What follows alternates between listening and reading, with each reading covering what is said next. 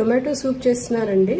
దీనికోసం నేను ఒక 3 టొమాటోస్, ఒక చిన్న క్యారెట్ ముక్క, ఒక చిన్న ఉల్లిపాయ, తేజ్పత్తా వేసి కొద్దిగా ఉప్పు వేసి కుక్కర్లో ఉడకబెట్టేసుకున్నాను. ఇప్పుడు నేను ఇవి గ్రైండ్ చేసి ఫిల్టర్ చేసి తెచ్చుకుంటాను. నెక్స్ట్ ప్రాసెస్ చూద్దాం. ఈ టొమాటోస్ నేను గ్రైండ్ చేసుకుని ఫిల్టర్ చేసి తెచ్చేసాను.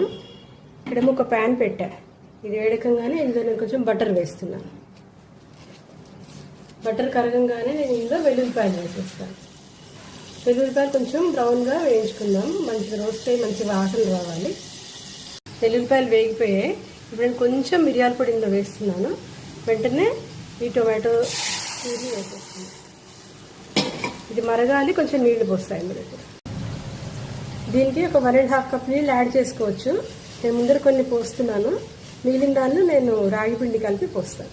నేను ఈ స్పూన్తో ఒక 1/2 టీ స్పూన్ రాగి పిండి తీసుకున్నాను.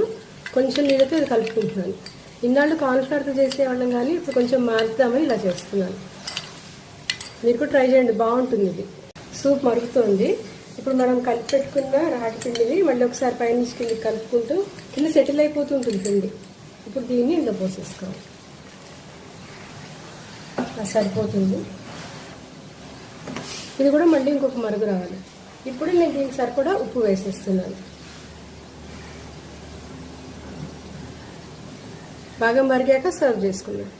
సూప్ రెడీ అయిపోయింది. మనం ఇప్పుడు సర్వింగ్ బౌల్లో తీసుకొని సర్వ్ చేసేసుకుందాం. సర్వ్ చేసుకుందామండి. కప్లో వేసేసుకున్నాను. ఇప్పుడు సర్వ్ చేసుకునే ముందర నేను కొంచెం బటర్ వేసుకుంటున్నాను. మీకు నచ్చితే వేసుకోవచ్చు. అలాగే కొద్దిగా మిరియాల పొడి కూడా వేసుకుంటున్నాను. అప్పటికప్పుడు వేడి దాని మీద వేసిన మిరియాల పొడి ఫ్లేవర్ చాలా బాగుంటుంది. కొంచెం వేసుకోండి, ట్రై చేయండి. ఇలాంటి రెసిపీస్కి నా ఛానల్ని సబ్స్క్రైబ్ చేసుకోండి.